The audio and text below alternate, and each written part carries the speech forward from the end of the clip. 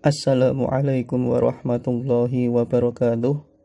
Allahumma sholli wa sallim ala nabiyyina Muhammad wa ala alihi wa ashabihi ajma'in. Rabbi shrah li sadri wa yassir li amri wahlul 'uqdatam min lisani yafqahu qawli, amma ba'du. Baik, adik-adik santri kelas 10 KMI Thulab wa Thalibat. Alhamdulillah, karena ada pergantian jadwal baru barangkali secara mendadak, kita bisa bertemu kembali di mata pelajaran Al-Fiqh. Toib. Sekaligus untuk memurojaah kembali materi yang pernah kita pelajari bersama pertemuan sebelumnya ya, karena Ustadz memberikan dua sesi, dua bagian video berisi keterangan dan penjelasan, khususnya berkaitan dengan kitab haji bagi santri atau santriwati yang belum menyelesaikan atau menyimak atau melihat penjelasan yang telah Ustadz sampaikan. Mohon disempurnakan sampai selesai agar sempurna wawasannya, agar dapat dikatakan minimal sudah tahu 90% isi dari bab berkaitan dengan kitab haji, baik itu secara umum ataupun secara detail ya. Usahakan kalian selesaikan dulu bagi yang belum, terutama di kitab haji yang terakhir yang Ustadz buat dalam dua bagian ya. Baik, itu untuk menyempurnakan materi kemarin. Barangkali ada yang belum menyimak atau belum menonton ya, nanti silahkan diulang kembali. Taib. Untuk pertemuan kali ini insya Allah kita akan membahas bab baru, kitab baru, karena kita sudah selesai membahas tentang bab Alkitab Al-Ibadah ya, dari kitab Toharoh, dari kitab Sholat, dari kitab Zakat, dari kitab Siyam, dari kitab Haji. Kita selesai semuanya. Sekarang kita masuk ke yang namanya dalam ilmu fikih, yaitu bab Al-Mu'amalah ya, bab Al-Mu'amalah.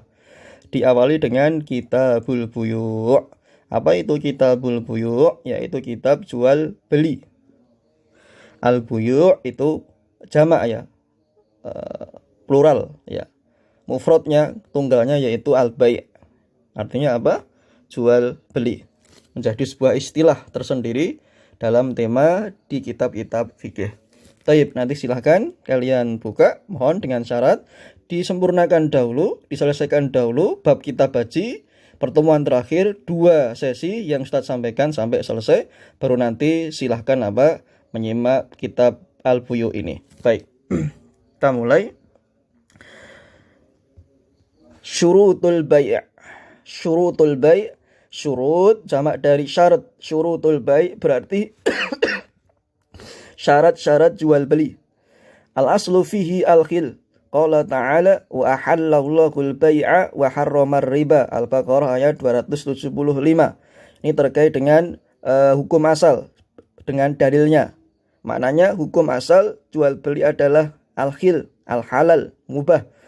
Sebagaimana firman Allah Ta'ala, Allah telah menghalalkan jual beli, wa harramar riba, dan mengharamkan riba. Surat Al-Baqarah ayat 275. Fajami'ul a'yani min aqarin wa hayawanin wa athathin wa ghairiha yajuzu iqa'ul uqudi 'alaiha idza tammat syurutul bai'i. Maka segala barang, baik itu berupa aqar, yaitu barang yang tidak bergerak, misalnya investasi atau orang yang memiliki tanah atau perkebunan atau rumah dan yang lain. Kemudian hewan, kemudian asas perkakas dan yang lainnya, boleh untuk dilakukan akad jual beli padanya jika telah terpenuhi syarat-syarat jual beli. Maksudnya orang yang memiliki tadi akor, hewan, perabotan rumah, ketika mau dijual dan ada orang yang membeli, ketika akad syarat-syaratnya terpenuhi, yang nanti insya Allah akan kita bahas, maka sudah sah ketika terjadi transaksi. Apa itu syarat-syaratnya? Nah, kita lihat di bawahnya. Famin a'dhamis syurut, dan termasuk syarat-syarat yang terbesar yaitu asyaratul awal, silakan digarisbawahi. Syarat yang pertama ar-ridha liqaulihi ta'ala illa an takuna tijaratan antara minkum. An-Nisa ayat 29.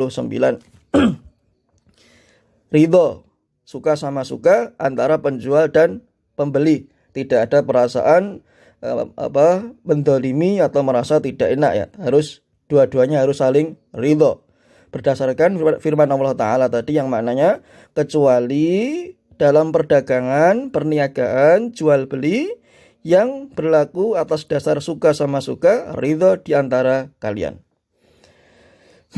Asyaratus tsani, syarat yang kedua, wa an la yakuna fiha ghararun wa jahalatun li'anna Nabiyya sallallahu alaihi wasallam naha an bai'il gharar, rawahu Muslim. Syarat yang kedua, tidak adanya gharar. Apa itu gharar? Yang tidak pasti didapatkan. Ya, semacam nanti ujungnya ke arah tipu-tipu. Wajahalah, belum jelas sifatnya di dalam jual beli tersebut. Dalilnya karena Nabi SAW melarang dari jual beli gharar. Hadis riwayat Muslim. Apa itu gharar? Silakan nanti dicatat. Gharar adalah sudah jelas sifat barangnya, akan tetapi belum jelas apakah bisa didapatkan ataupun tidak. Sedangkan jahalah adalah sudah jelas ma'dzirotan. Jahalah sudah jelas bisa didapatkan tetapi belum jelas sifat barangnya. Itu bahasa istilahnya di kita orang Indonesia apa? Beli kucing dalam karung. Itu tidak boleh. Harus hilang sifat kedua ini, gharar dan jahalah. Fayadkhulu fihi, maka termasuk di dalamnya larangan tersebut bai'ul abiki wasyarid, jual beli budak yang kabur dan binatang yang hilang. Al-abik, budak yang kabur dari tuannya. Asyarid, binatang peliharaan yang kabur atau hilang. Wa an yaqula bi'tu ka ihdasil atain, atau penjual mengatakan kepada pembeli, saya jual kepadamu salah satu dari dua barang. Salah satu dari dua barang. Seharusnya apa? Salah satu. Dan disebutkan sifatnya, harganya dengan jelas.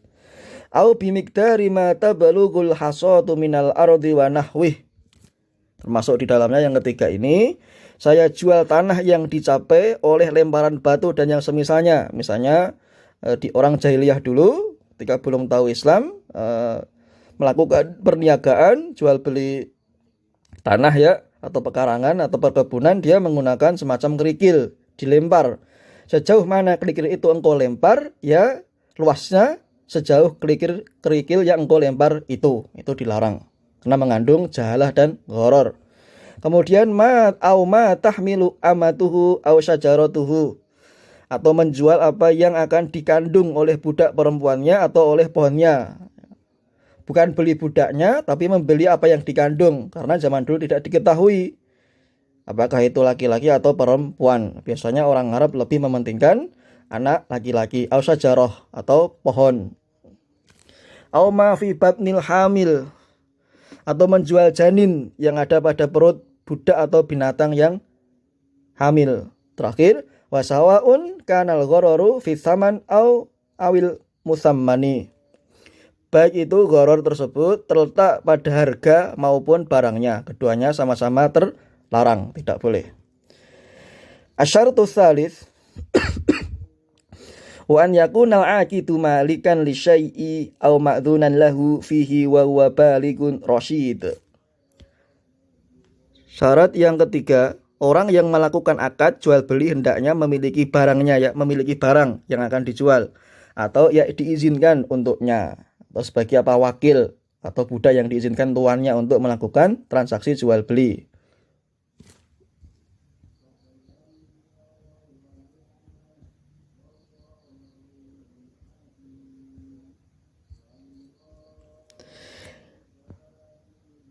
Asyaratur rabi',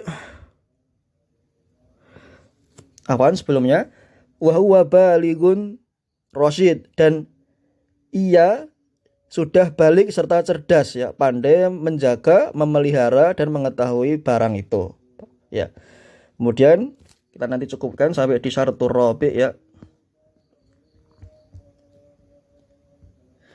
Asyaratur rabi', Syarat yang keempat, wa min syurutil bai'i aidan an la yakuna fihi riba. Dan di antara syarat jual beli yaitu tidak boleh atau tidak ada riba padanya. Hadisnya ada ini dari Ubadah bin Samit. Ustaz bacakan secara langsung agak cepat. An Ubadah radhiyallahu anhu qala Rasulullah sallallahu alaihi wasallam adzahabu bidzabi wal fiddatu bil fiddah wal burru bil burri wasya'iru bisya'iri wat tamru bit tamri wal milhu bil milhi mithlan bi mithlin sawaan bi sawain fa idza talafat hadhil asnaf fabi'u kaifa syi'tum idza kana yadan biyadin faman zad awis tazad faqad arba rawahu Muslim. Maknanya dari Ubadah bin Samit radhiyallahu anhu, ia berkata Rasulullah sallallahu alaihi wasallam bersabda, emas dengan emas, perak dengan perak, gandum yang bagus dengan gandum yang bagus, gandum yang jelek dengan gandum yang jelek, kurma yang kering dengan kurma yang kering, garam dengan garam, jual belinya harus semisal dan sama, ya, bentuk dan ukuran. Jika ada perbedaan dari jenis-jenis ini dalam hal jual beli, maka jual belilah sesemau kalian jika dilakukan secara kontan langsung, tidak kredit, tidak dibayar nanti. Dan barang siapa yang menambah atau meminta tambah dalam hal sejenis, maka ia telah melakukan riba.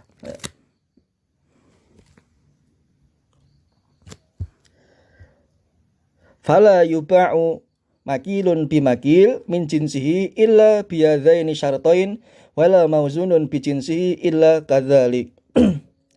Maka tidak boleh jual beli makil barang yang ditakar dengan makil lainnya, barang yang ditakar lainnya yang sejenis kecuali dengan dua syarat ini, yaitu kontan dan semisal. Dan tidak boleh juga mauzun, barang yang ukurannya ditimbang yang sejenis kecuali yang demikian sempurna, terpenuhi syaratnya dua tadi, kontan dan semisal.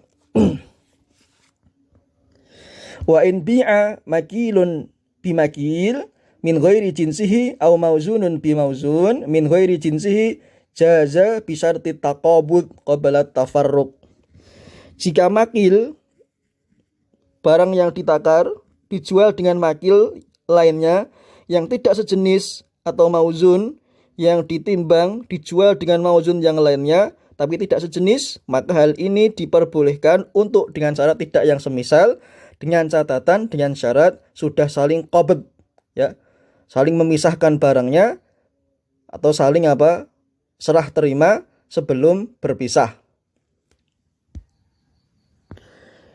Wa in bi'a makilun bi mauzunin aw aksuhu jaz walau kana al-qabdu ba'da tafarruq. Dan jika makil dijual dengan mauzun, ini beda ya, antara yang ditakar diadakan jual beli dengan yang ditimbang atau sebaliknya, maka dibolehkan tidak semisal. Walaupun qabd dilakukan setelah berpisah, maka tetap diperbolehkan. Wal jahlu bitamatsuli kal ilmi bitafaduli. Kalau tidak tahu antara dua barang, apakah keduanya itu semisal atau tidak, sejenis atau tidak, misalnya sejenis itu emas dengan emas, perak dengan perak, perunggu dengan perunggu, beras dengan beras, kurma dengan kurma, tetapi kualitasnya beda. Misalnya emas 24 karat dengan emas 19 karat, atau beras yang kualitasnya terbaik dengan beras yang kualitasnya jelek, atau gandum dengan kualitas terbaik dengan gandum yang kualitasnya jelek. Itu namanya semisal, sejenis, ya. Kama naha an-nabiy sallallahu alaihi wasallam an bai'il muzabanah wa huwa syira'u tamri bit tamri fi ru'usin nakhli muttafaqun alaihi.